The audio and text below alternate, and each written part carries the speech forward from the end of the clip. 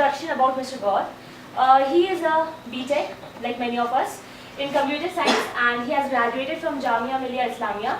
Post that, he worked with Adobe Systems, after which he went to Finland to do a double masters in mobile security and computing, and also in cryptography. Post that, he co-founded Mixorg with Mr. Gaurav Dheer. Mobile Harvest was conceptualized and formalized in 2012 March.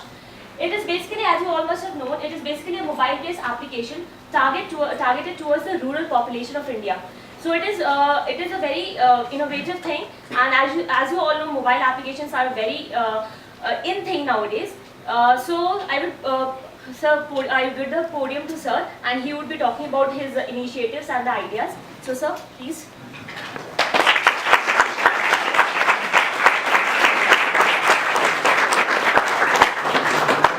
First of all, I would like to thank you, all of you, and I didn't expect this kind of a full house.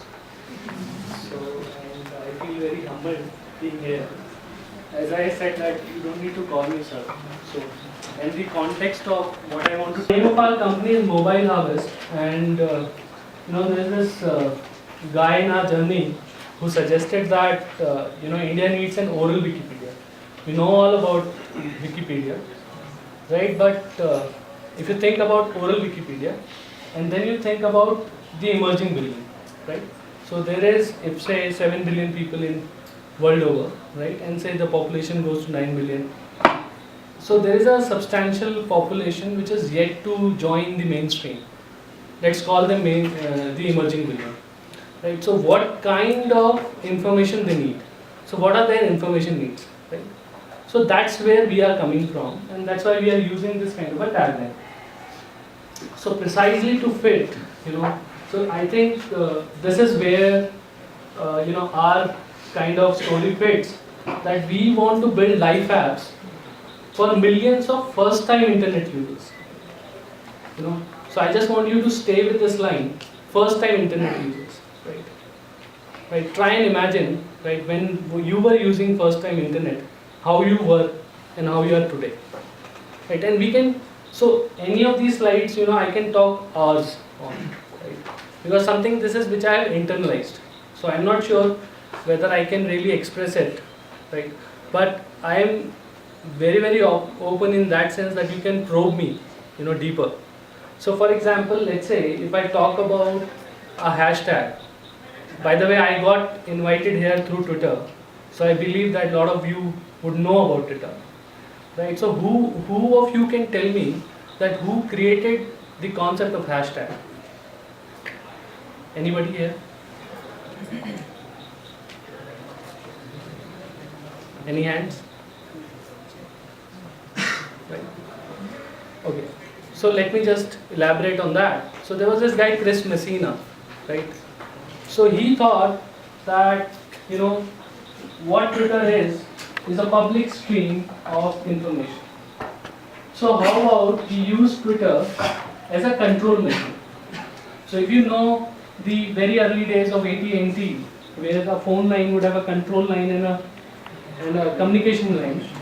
So he thought, we have a communication line in Twitter, why can't we mix it with also control line?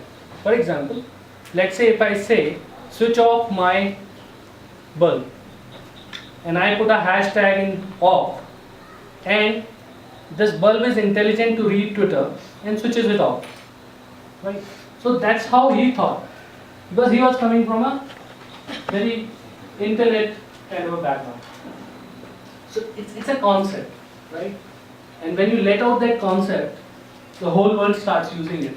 And today, while most of us use hashtags, but today nobody probably in that way knows Chris Messina, right?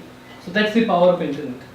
So if we come back here and we think about first time users of internet, and imagine a lot of us do a lot of accidents which become those memes or trolls which most of us end up liking and clicking on Facebook, right? For example, let me take a very Indian example. Say, how many of you have seen that picture, somebody is lost and a phone number below it, right? Did the Indian government say in a kind of a public announcement That's how you should be telling about lost and found. Right? It is a kind of a social norm, or it became a social norm, but I am pretty sure somebody who was nobody started it just out of dire need. And we have seen that enough in India, right? So I think there is a lot of power today, not just in the technology, right? But on the other side of the technology, which is on the use of it. And a lot of it is accident, right? By the way, Twitter itself was an accident. Right? Those guys who were building Twitter, they were not building Twitter, they were building some other company, right?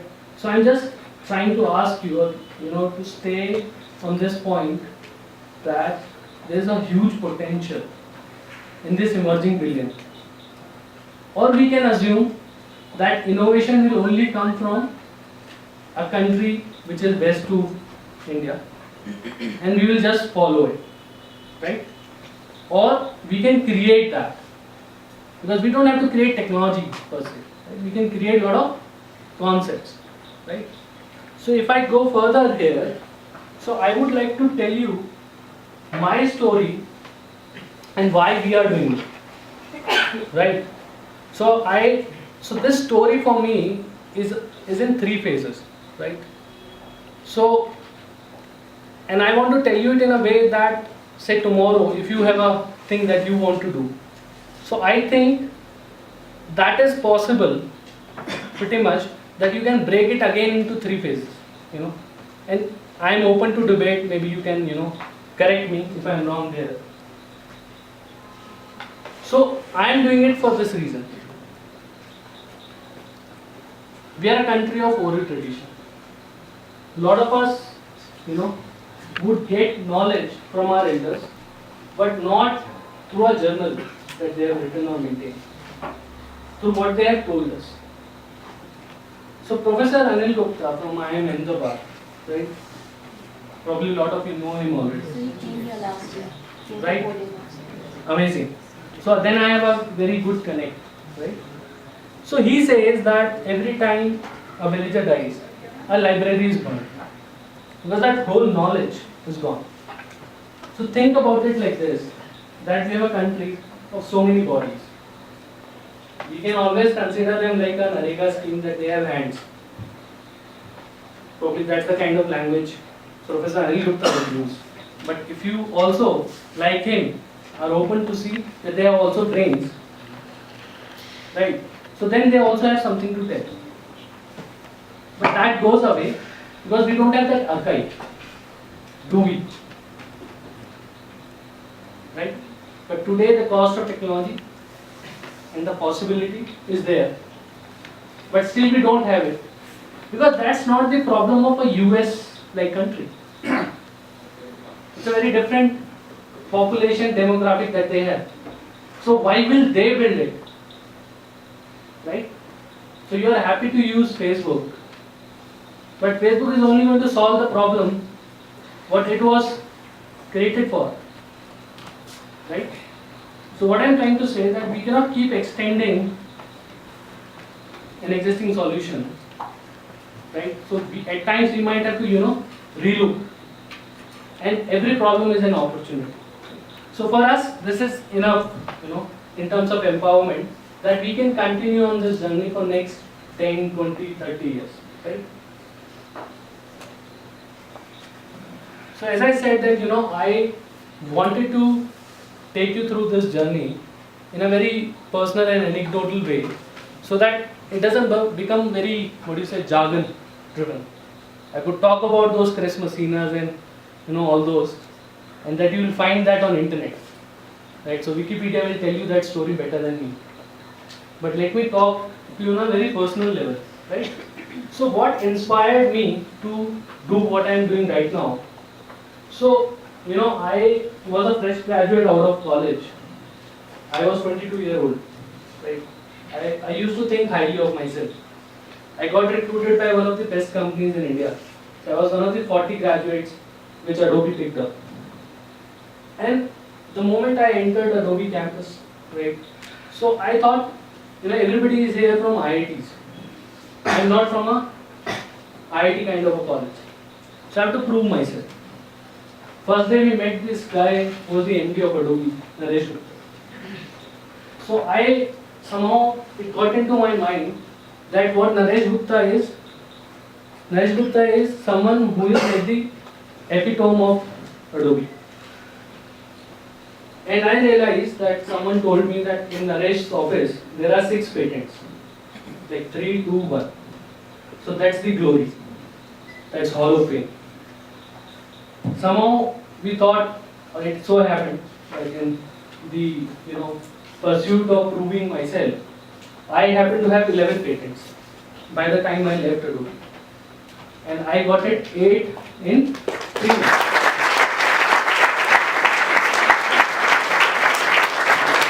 So the CEO of Adobe, Shantanu Narayanan, wrote to us and said that these are the most prolific innovators that we have seen.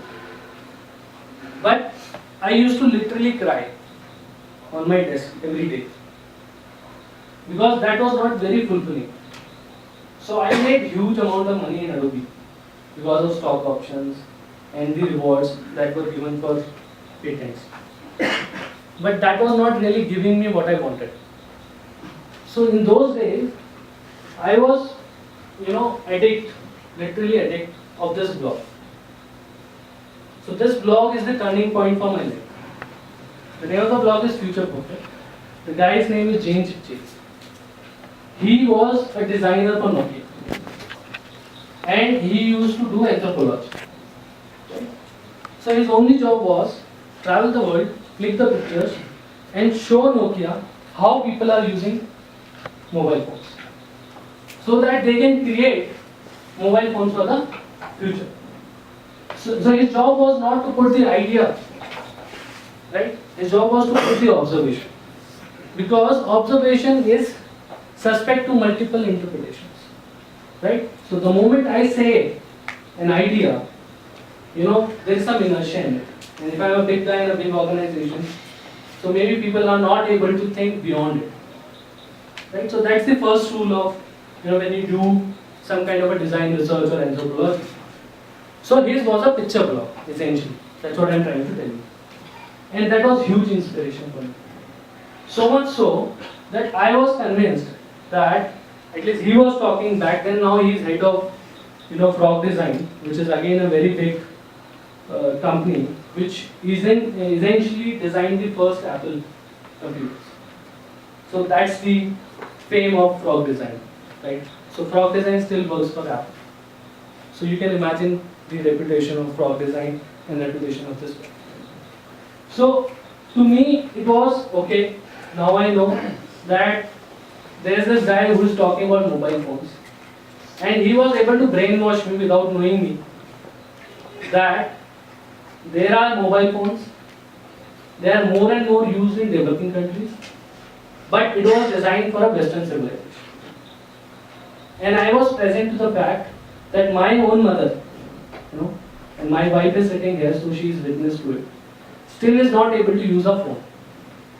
So to her, phone is a green button and a red button, right? So what Nokia did was brilliant, right? To reduce it to colors. But still they were making phones for a literate society. Which means, primarily speaking, if you have looked at Nokia phones, right, which were coming in those days, so they would have alphabets, right? So what you really meant was that to participate in the world of communication, you have to be literate. And if Professor Anil Gupta would have told you that there is no correlation being smart and being literate. So my mother is a very smart woman, right? But for whatever reasons, right? So we have created a context around her that she cannot participate in technology. Hence her oral Wikipedia will not be available to us, right? So that was this blog told that there are 300 million such people in India. Worldwide there are 1 billion such people.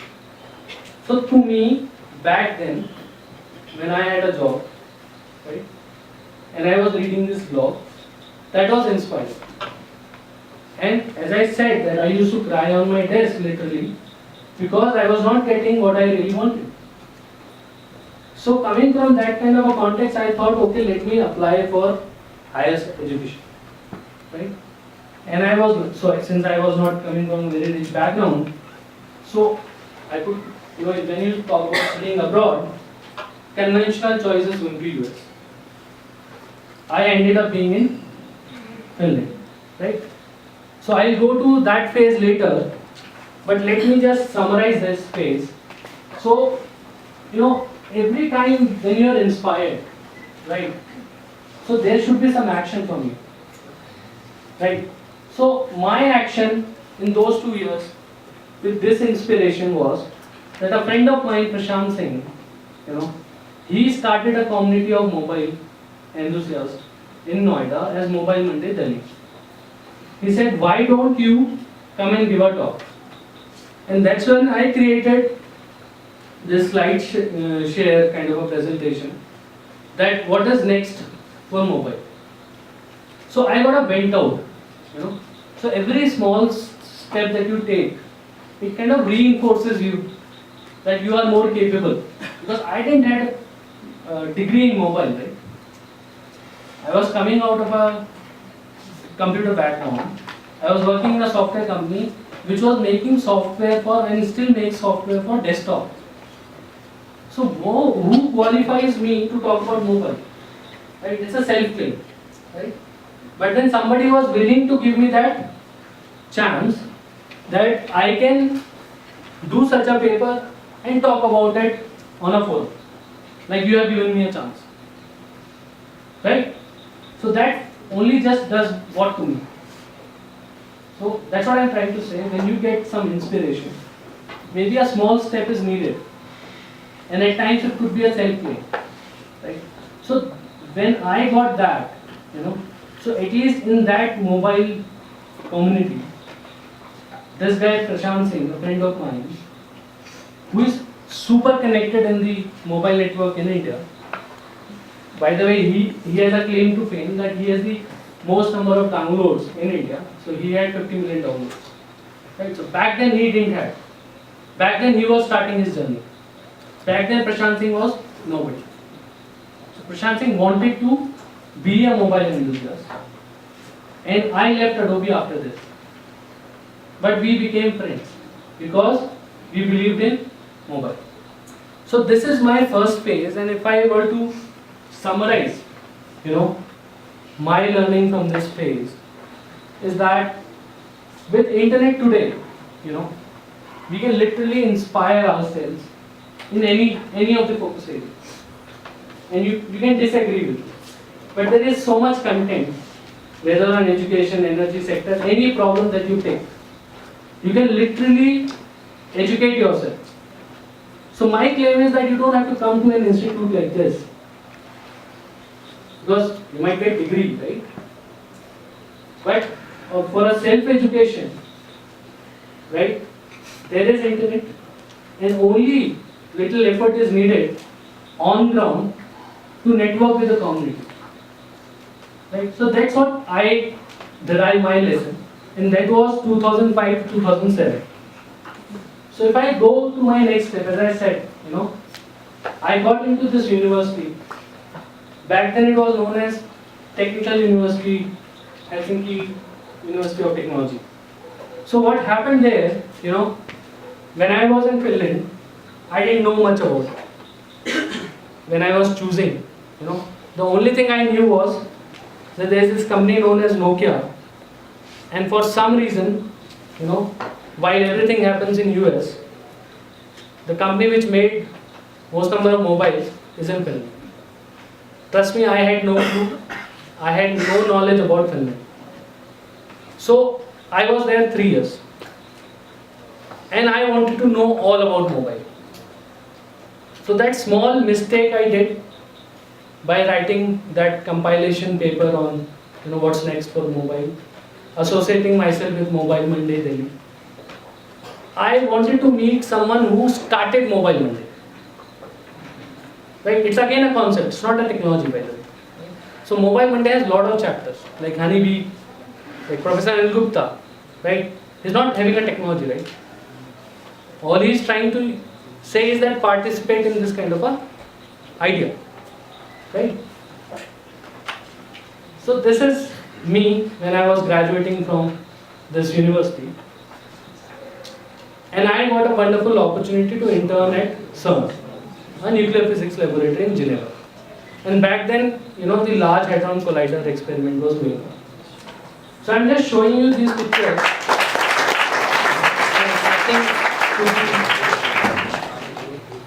So I used to go and attend this conference in Geneva, known as LIFT.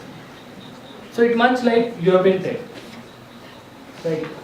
So 1,000 people from world over will come, and I figured out that one of my friend went on a student pass a year before. So I thought, okay, I'm going to read this. I'm going to go there every year on a student pass. So I made very good friends with Laurent, who runs LIFT, right? And I made sure that I'll go to LIFT. And trust me, sitting there, while I was nobody, and I was beyond that inspiration, I was trying to get an academic background. I literally realized this, that future is unevenly distributed. It's already here. So whatever you want to bring to the world, it's happening somewhere else. You just have to find it. And such a place is to short circuit that. Right? So I would meet a person like a futurist, people who write science fiction novels, right? So science fiction novel is a very good place to start about future, because they would talk about like Cory Doctorow, if you may know, right? So that was very stimulating, and I literally saw those startups which in next 6 months will become multi-million. And I'm sitting with them, they're showing me their demos on lunch, and they're very unsure whether this will fly or not. So it became very okay to me that they are very much like me. That amount of self-doubt that is in me, that was there in them. So it's not, they have not done anything miraculous, right? But yes, ideas are inspiring them, and they are, losing their sleep because of their ideas. I don't know if you know this guy, Alexander Osterwalder. He wrote a book known as Business Model Canvas. It's used a lot to build business models. So I got to run a workshop with him in LIFT. He was my professor. He used to head Nokia. For 10 years, he was CTO for Nokia. So he was a powerful person, right? And the Mobile Monday connection, right? So the person I bumped into, the guy who started Mobile Monday, was this guy, Peter Estefeta. Now they run a company known as Rovio, which makes this game known as Angry Birds, right? So what I'm trying to tell you, that you can always spot on people who are going to do something big, right? So I knew Peter before Angry Bird existed, right? Because even before Angry Birds, he was doing something phenomenal, which was Mobile Monday, right? It doesn't have to have anything about technology, right? So my point is that you have to build that network of those creative people, or those people who are just itching to do something, and just track them, right? So Philips has this concept that they have a network of 3,000 people around the world, and they literally track them what they are doing, and they just bring that as Philips products 5 years down the line, once they are able to perfect it, right? So when they say literally, the best way to predict future is to invent it, right? So you just have to map innovators, right? And by the way, I got convinced that why Finland was able to create Nokia. So it was always a puzzle to me that a population of 5 million, which is probably a quarter of Delhi, is able to create a behemoth like Nokia, right? Because even after Nokia is gone, right? So the university I went to 3 startups have come out which have become $1 billion in last maybe less than 18 months. Angry Birds is just one product of Rovio. I don't know if you know about Supercell. It has a game known as Clash of the Clans, right? So it's just like, these things are coming out like commodity, like a soap making factory. Why? Because in that 5 billion population there has to be something that they are able to repeatedly produce something, and it's not coming out of US. So how they are able to feel or invent ahead of time? So this is an important question, right? We can make 200 films here, but we don't have 200 Nokias, we don't have 200 Angry Birds or so and so. Because we are not looking at our strengths. What is Finnish strength, by the way? Finnish strength is Finnish education system. It's number 1 in world for last few years in primary education. You should go and check it out. 35% of the people in Finland are with a master's degree. Right? So the university I went in, normally people graduate in 8 to 9 years. In India we have a rush to graduate. They don't want to graduate. They want to work as much as while they are students. Party, drink, do sauna. Right?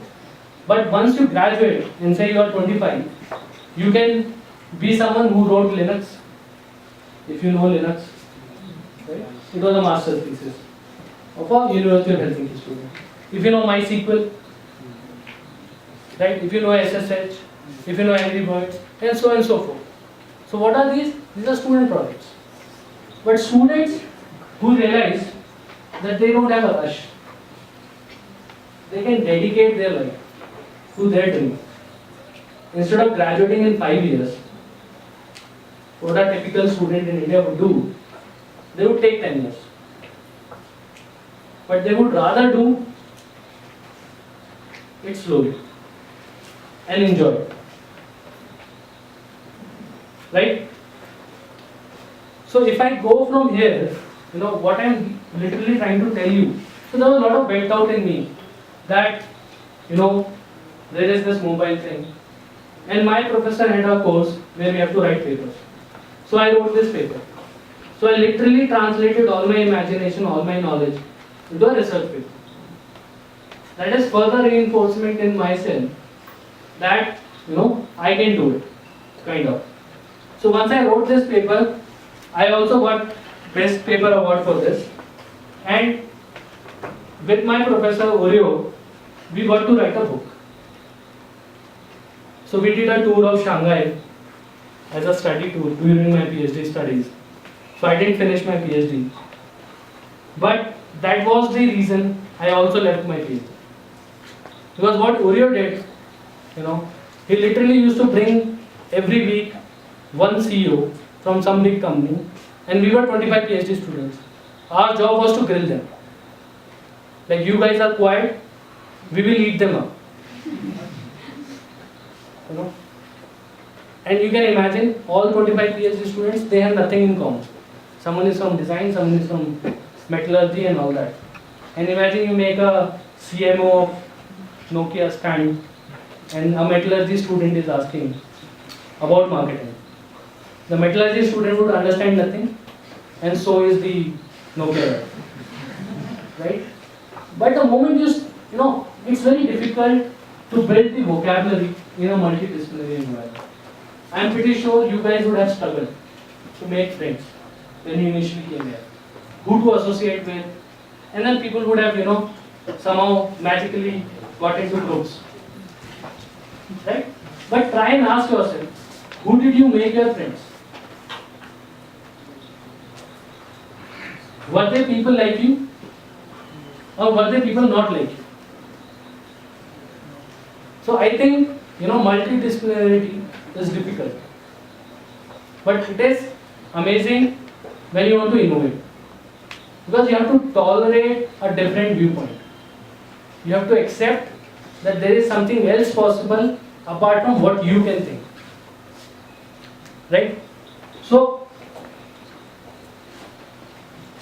So I was a student also, like you are organizing this.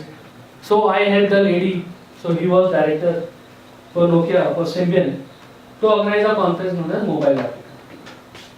And we got in touch with this lady. Her name is Mari Dikkani. Right, I'll come to this part of the story later.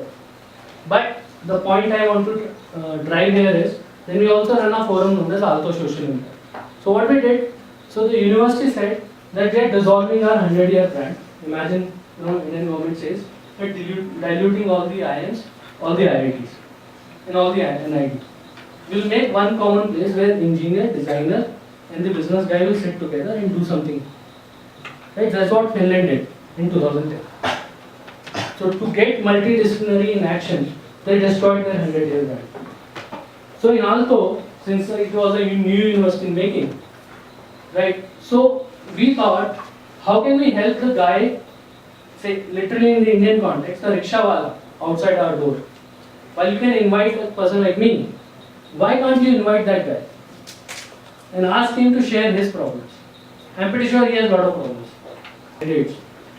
We started this forum so that how we can invite society to come to Alto University and present their problems. Like we invited Mari Dikkani and that lady I was showing. So I built a huge network. Amazing network of problems. Through that. And trust me, I was not doing it for money. Neither I was doing it for resume value. Because I was pretty sure I was not getting any job. I was doing a PhD and I was fixed for 4 years. Right? So this was all for fun. But when you do something, with a very genuine approach. So I also got to pitch. So that's when Alto University also started their venture garage. Today it is very famous. They have a program known as Startup Sona. But I was one of the first person to pitch. And Peter was, supporting us even back then. Right? So it gave me courage. If you see my journey from Adobe, I was trying to prove myself. Here, I am willing to stand up in a community or in a culture where no one has shared common with me. Right? So I was always figuring out how they are judging me and all that. But I could stand up and express my idea that this is what I wanted to do. So that's what Finland did to me. So literally speaking, because of that burst of or overwhelming, ideas, knowledge and all that. So I got some academic credibility. Those 2 master's degrees do help me. Because they have a word mobile in it. So somebody who will invite me to talk on mobile, they might just respect me more. Because it is academic, right? But I realized design is very important factor, which we totally do. So you will hear buzzwords like user-driven innovation, human-centered design, co-creation, design thinking. Well, these are buzzwords, but do think about them. And you can imagine, you can do wonders. Imagine what Apple did with iPod. There were 3,000 MP3 players back then in the market. But there was possibility to do a music player which became iPod. And that whole philosophy is nothing but a human-centered design. When we make products, we think we will use them. We design it for ourselves. We don't design it for stakeholders, for our customers. Right? So that's where I got my exposure. Right? And as I said that, if you genuinely participate, say doing a podium and whatever, it genuinely, if you're doing it, it pays back. Right? And as I said, multidisciplinary team thing is very difficult, but if you can make friends here who are not like you, you will get to learn more than making friends who are like you. You will learn to accept that there is a different point of view. Then something which was phenomenal to me, and I want to leave you with this thought, is the cultural side of innovation. Say an aircraft, right? We know it's an invention. But airline is a cultural side of innovation. That we can use an aircraft which say was built for a military purpose to transport civilians And today we know multiple airlines which exist. It's literally like creating a hashtag. So trust me, most of you, without any technology, if you understand cultural side of innovation, you can contribute 100 times more. Just sitting here, just thinking about it. That how people use it, why they use it, why can't they use it this way. Right? Somebody would have thought no, that aircraft, we can take it and build a business out of it by making an airline. Right? But will any culture accept it? Or what is culture doing in that case? So can we build a product out of what people are actually doing? Whether it is a double SIM phone, that people keep two phones. Somebody would have spotted this, right? That people are maintaining 2-3 phones so that they can call cheaply. So you translate that into a product and make a double SIM phone. Right? So where is that observation? So you need that observation in you.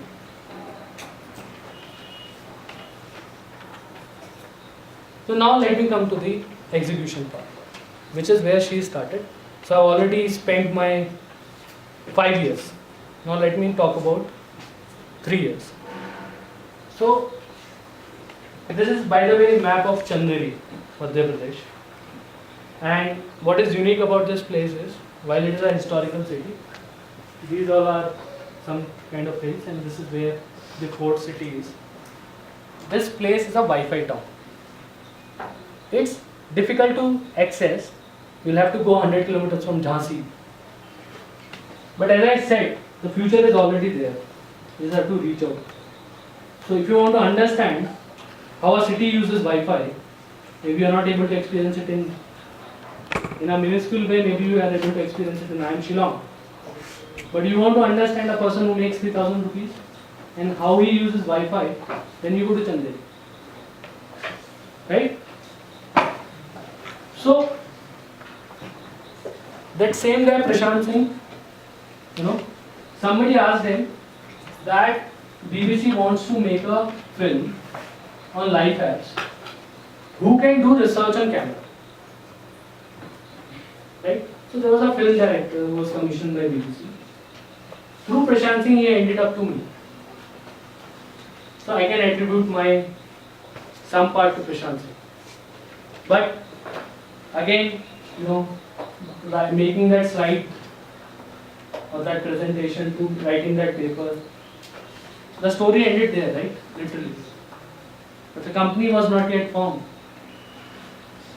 So then there's this director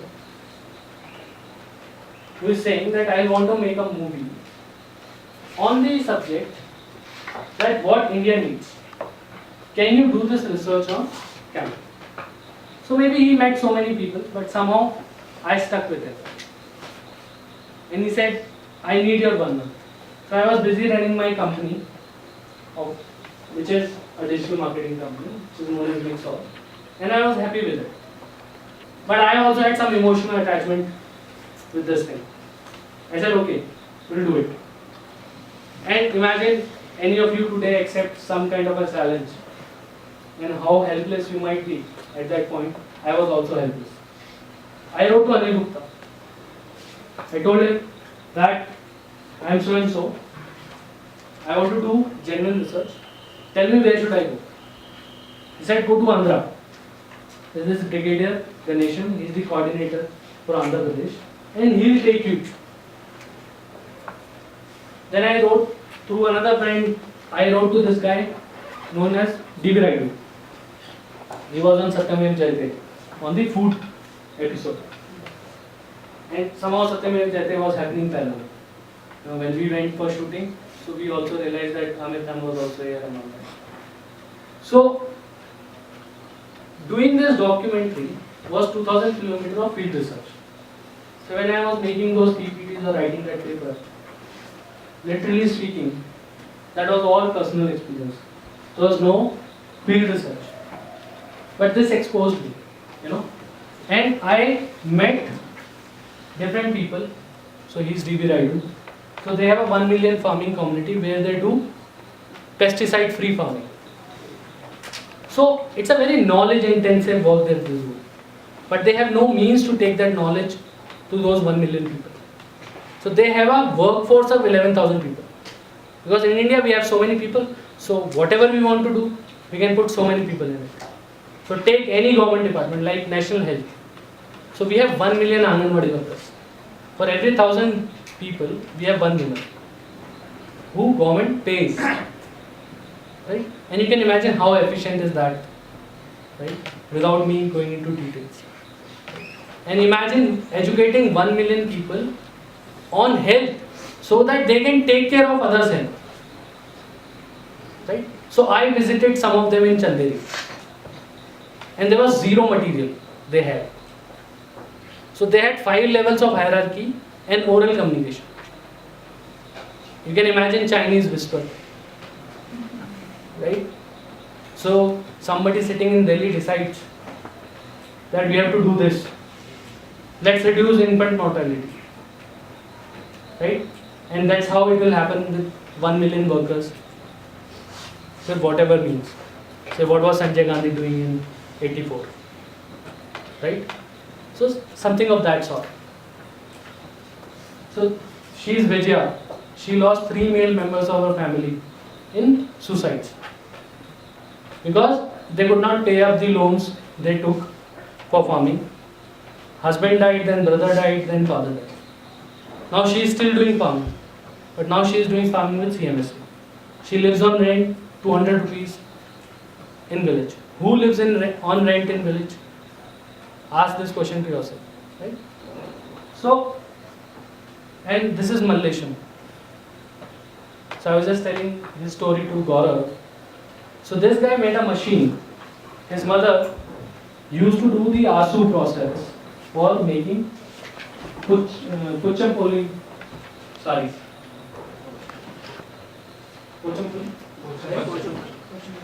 So what happens in making that sari? That you have to, make a kind of a, you have to spin this silk in this kind of a shape. And the woman who does it, she has to do 9,000 rounds for making one sari. To effectively run a loom, a family, a guy makes 2 saris. So she has to do 18,000 times in a day. Right? Imagine she doing it, supporting her husband and son also, which means that she'll only have to do 9,000 into 4. So she'll rather, so his mother said, I don't want to do it for you. I am happy doing 18,000 times. I cannot do 36,000. So do something else. So in the 6th grade, his education is 6th grade. So he made a machine which probably a Stanford guy cannot make. Right? And he totally automated this process. It took him 10 years to make this machine. He's in the list of Forbes or whatever list you want to check out of top 30 innovators and all that. So he's there. And who spotted him? Brigadier Ganesh. Your honey bee. So what is his need? If you want to understand, there are thousands of Malaysians in India. And there are so many people who need these machines. Right? But he is not able to reach out to me. Because he doesn't know Facebook. So he cannot put a picture of his machine, write fancy stuff, and we all can like. Right? That's how we spread it on Facebook. Right? So his need is that when you build a product, right, for that kind of a market, how do I reach out effectively? If my machine breaks down, if there is some user who can innovate better than me, how does his feedback comes to me? Will he travel 5 hours, spend 100 rupees and come back to me and tell me this is how you should improve your machine? Right? So there is a lot of transaction which can happen. So his machine is used by some 10,000 families right now. So you can imagine when you use something, so you can always think at least one idea, but are those ideas reaching to him? And there are so many Malaysians. So literally what we realized, and we did some brainstorming in our office, that as I said, the biggest transformation in me, in my second phase was that I was an engineer, and I can still guess that most of you who are engineers here, the moment I tell you something, you will jump onto the how. That's a disease. That's so I literally want to be a what person than rather becoming a how person. Because for whatever problem, there could be thousands of solutions. But if I stick to a how and don't stick to what, I might not get the right answer. So think about it. Right? So what I'm literally trying to tell you is that these are the challenges. Right? So we have a need to archive the tacit knowledge. Right?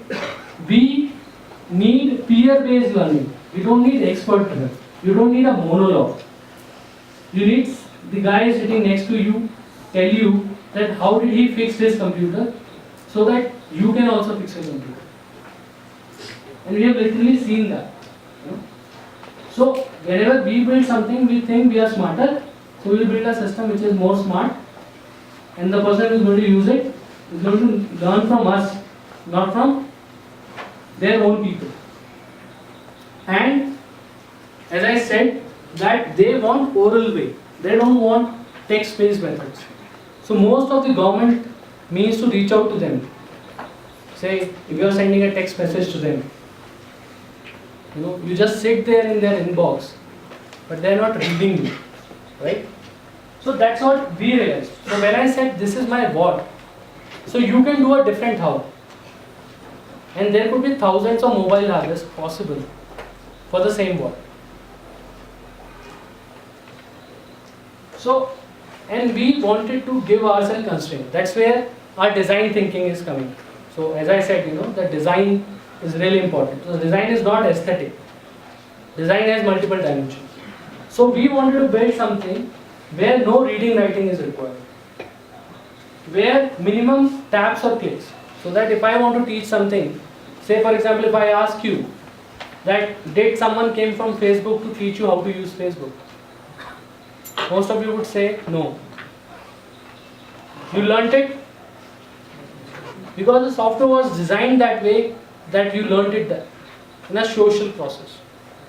So whatever we have to design has to have minimum training, right? And whatever we have to design has to be language neutral, right? So imagine all this research and all this really emotional ideas.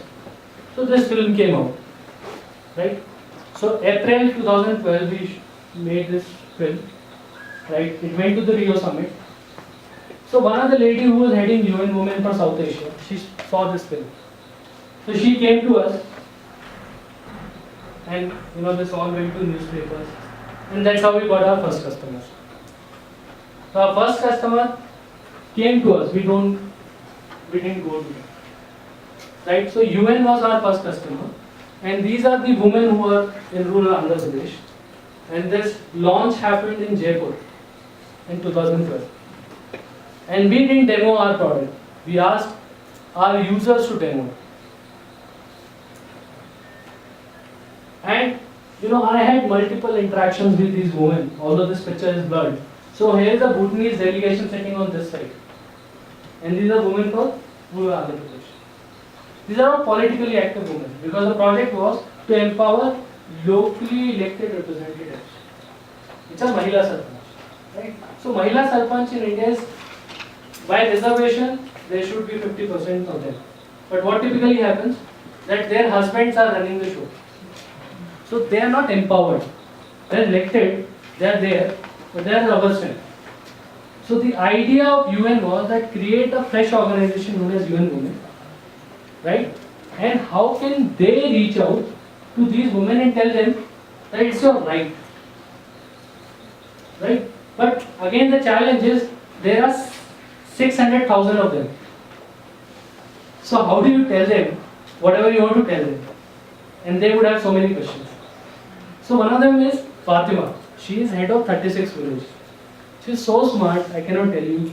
So she comes to the Bhutanese delegation and shows them This is the road I have made. So she is speaking in Telugu. Okay. Now there is a picture of a road. She newly acquired this Samsung phone, which I have here. Something like this. So she learned to take the picture of the road she got made in her village. Now she is asking me, how do I send this picture to other friend of mine? Right? Now it's a genuine need because elections are there and she wants to prove to the world that she has done some work.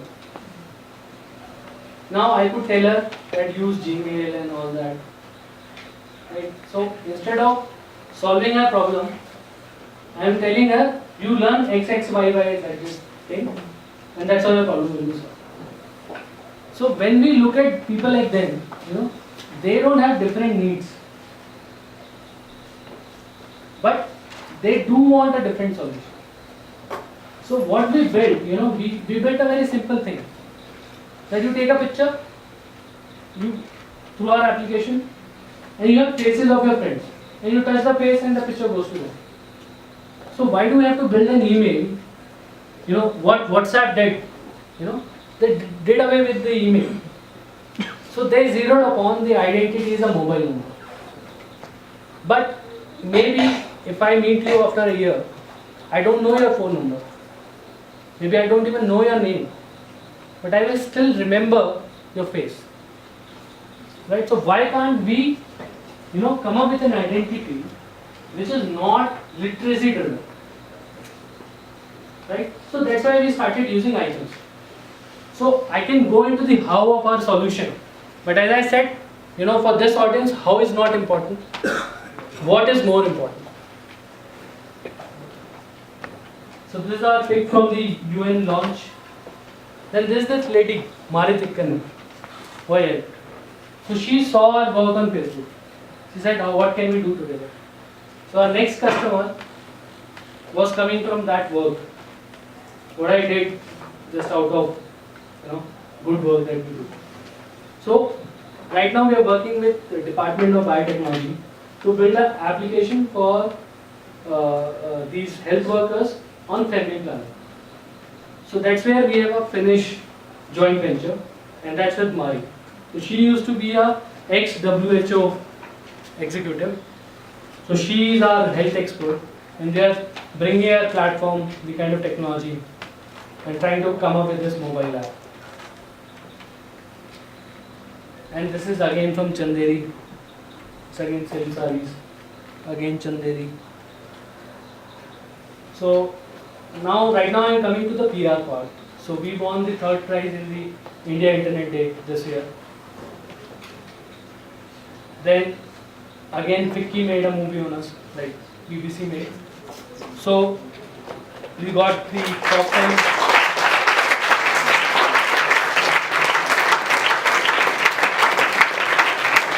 We got the top 10 innovation award by FICCI, and this was given by Montek Singh Ahluwalia. And it's only a few days back that Lok Sabha TV made a movie on us.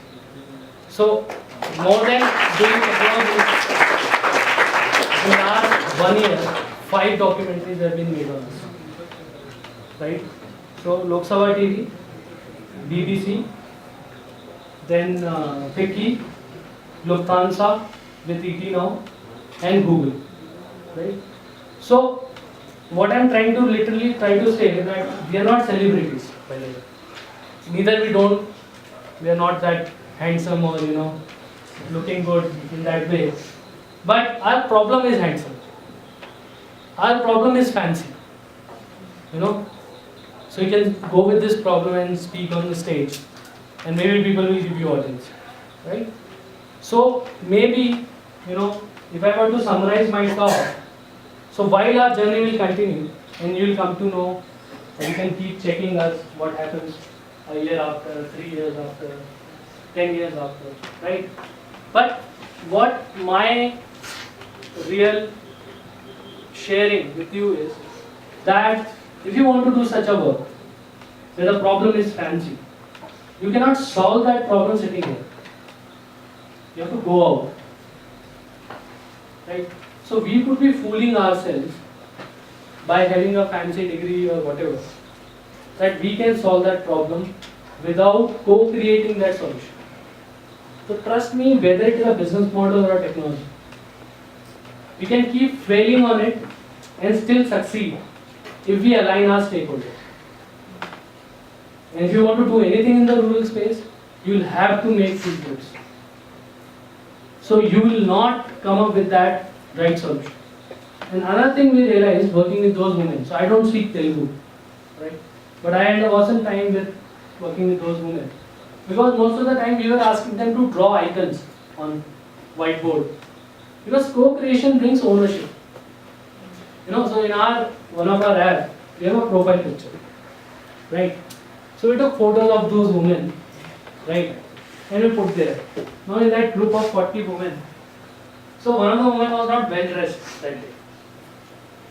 The other day she comes all dressed well. She pestered me for 4 hours, changed my profile picture. So I mean, think from a technology point of view. So I was thinking, it's not important. Who cares about your profile picture? But her world was that 40 women. And the matter of fact was she was a Mandal president. So she has to look good than the Mahila Sarpanch. She literally kicked me until we got her profile pic changed.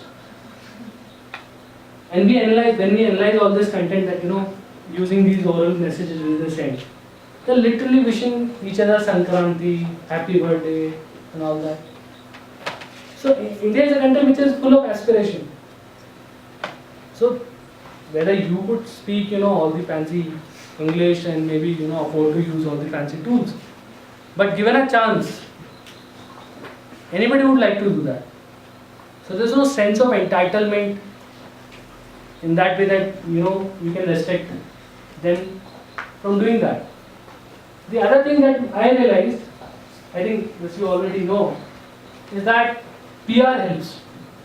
It helps a lot. I don't think I have that capacity or capability to pull it off without that BBC, without that. So BBC brings UN, UN brings DBT, DBT brings. So right now we are working on a national health portal. So Indian government is going to launch something known as National Health Portal. Either Prime Minister or President is going to launch it in October. So we got that because we got a call from St. Petersburg's office. So somebody would have given that news that these are a bunch of guys working on something. Can you have a check on them? And there was this guy sitting there in that office. He said, I don't know what you guys are doing, but can you help this professor? So this professor guy was the head of this project. And right now we are working with them, volunteering rather. Just doing what? Like, okay, we have a platform. We think that only 10% of the India can use internet. But if we have to extend it to 40-50%, they have to use it on mobile. And they have to use it literacy neutral. So you can download that application already. It's on Google Play Store. Right? So that's what we are working on. But if I summarize my talk here, so I would say that whatever you do, if you can get PR on it, the next media company will come automatically. So media companies think that whatever is popular already, pick that. And if you have read that book of Malcolm Gladwell, Outliers, The Story of Success, so success breeds success. I don't think we deserve 5 documentaries in a year. It's just that somebody made it on us, so now everybody wants to make it on us. That's it.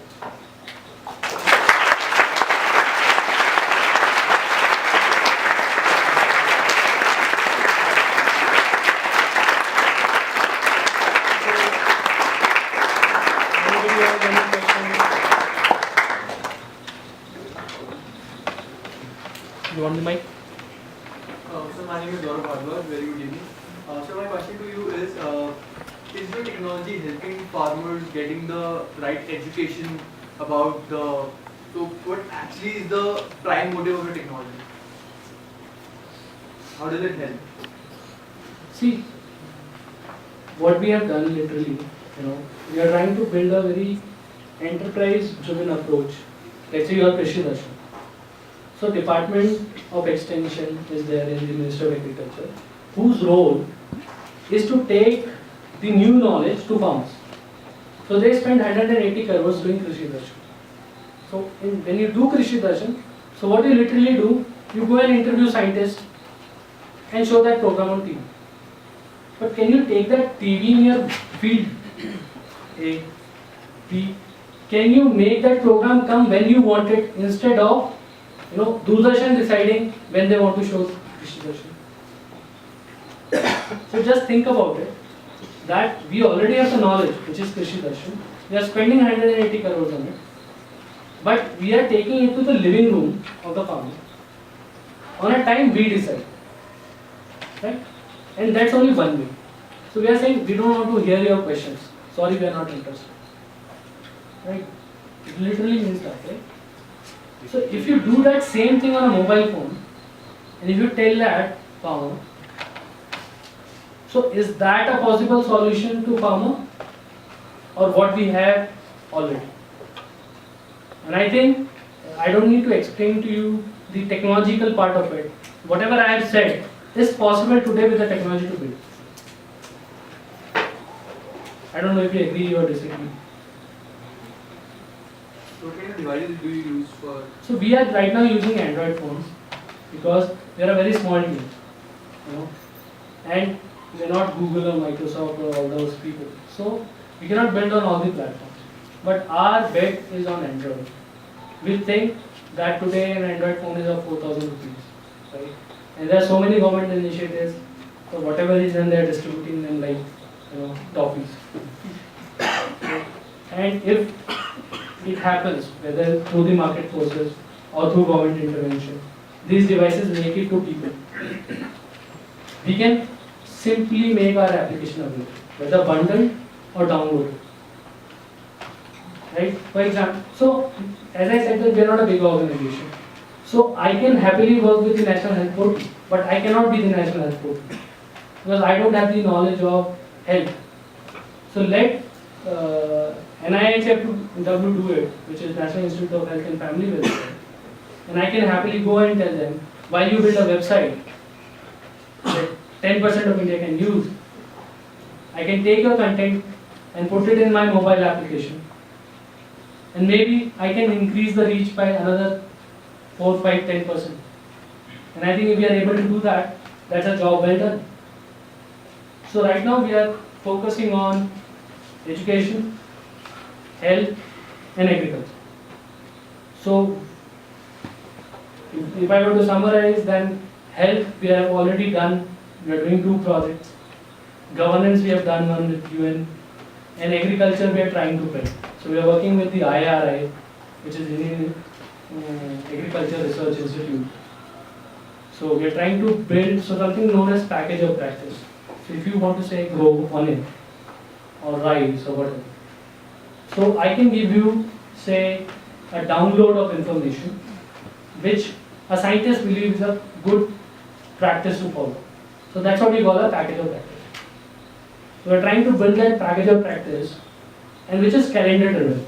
So let's say we can get from you the sowing date, and we can show on your calendar that what to do today. So that's what we are trying to do, right?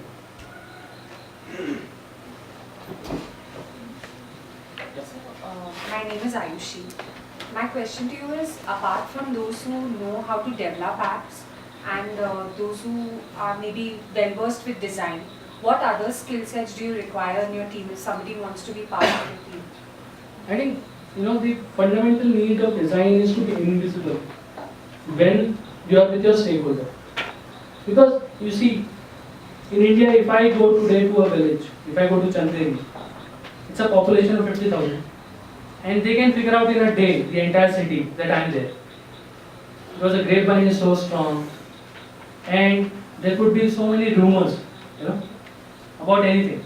So if you are going to ask somebody something, you're not going to get the response which is the right response for your design. So you might, if you do a survey, like a typical survey is done, it's like, you know, what Henry Ford said, that if I were to ask my, you know, customers, they will ask for a better horse. So if you can be invisible in their setting and just observe, why are they doing it, what they are doing. So you need a strong person, you know, who will translate that observation or just even bring that observation into the team. And if that observation can be, you know, translated into features, that's where you need imagination. And to paint those features into design, that's where the design will come. And that's when the development will come. So that's why I'm saying that how is the last thing in my picture. But being ingenious, we start from the how. The moment I see the observation, I'm ready to put the feature on it, and hence killing any other interpretation to that observation. Good evening, Sachin. I'm Akshina. You talked about a literacy neutral interface. So Right. my question is, what challenges did you face in developing such an interactive interface? And then after having developed it, you know, making it reach the villages for the first time. I mean, you need to make them acquaint for the first time as to this is how it is, this is how it is. So Right. how did you go about that process? So, you know, there are two questions here. One is that, you know, the innovative or the sheer imagination. So let's say what Facebook did fundamentally new, you know, when you were using Facebook, is that one is this innovation that you can tag a friend in the photo. And you realize that when you tag a friend in a photo, you know, you're literally typing something. And there's a social object known as your friend, right? So when I'm sharing something, so I'm sharing the context there. So I could check in, taking out my phone right now, I'm at IIM Shillong, I'm with Follow Me or whosoever, right? So what I'm sharing, that picture with the context. So I wanted to do the same, but without using any literacy skills. So let's say if I want to share something, so we thought that I have to get my context information in form of icons. So whom I am with, I can, instead of typing their names, I can tag their pictures. So imagine Facebook comes with this interface that they are showing you the face file of your friends, and you touch them to tag them instead of typing their names. Right? You touch icons of topics to tag topics. You touch icons of organizations to tag IIM Shillong or whatever. Right? So I think that's where our innovation is, and we have filed a patent also on this. That what we really think we have contributed to the table is a unique methodology to share context information. Now I'm really going geeky or technical or whatever you call it. You know, because that context information could be, I think there are 6 or 7 attributes: time, location, friends, topic, organization, and all that.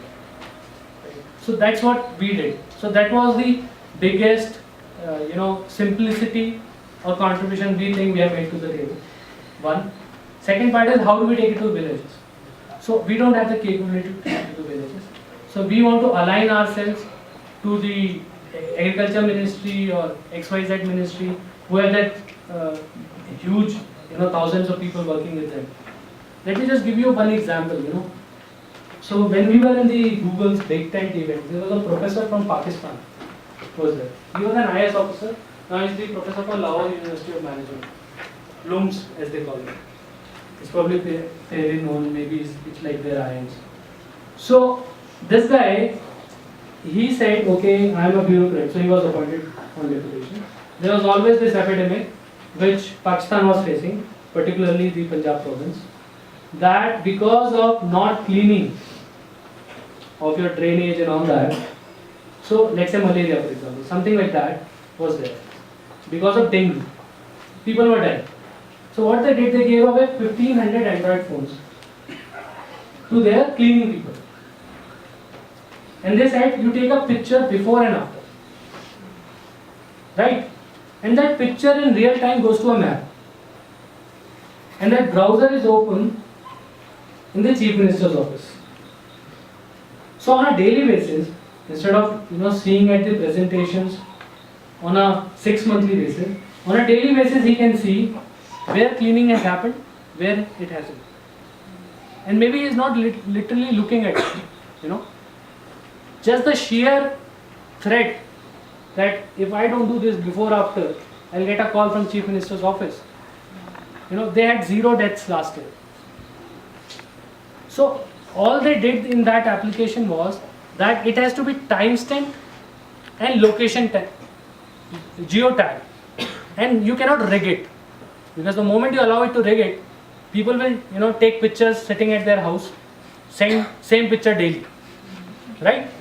So we don't have to build complex technology. Whatever government machinery is there, with a very simple application. But that cultural side of innovation, if you look at, you can literally bring those thousands of deaths to 0 deaths. And you can read about this article on internet. So right now we are given a same problem from Labour Ministry. They train 6 lakh people in India every year to skill them. But they don't know whether the training is happening or not. So I was just suggesting the same solution to that.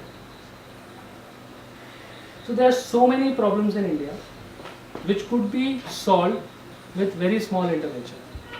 But with the sensitivity that they are not technology problems, they are process problems.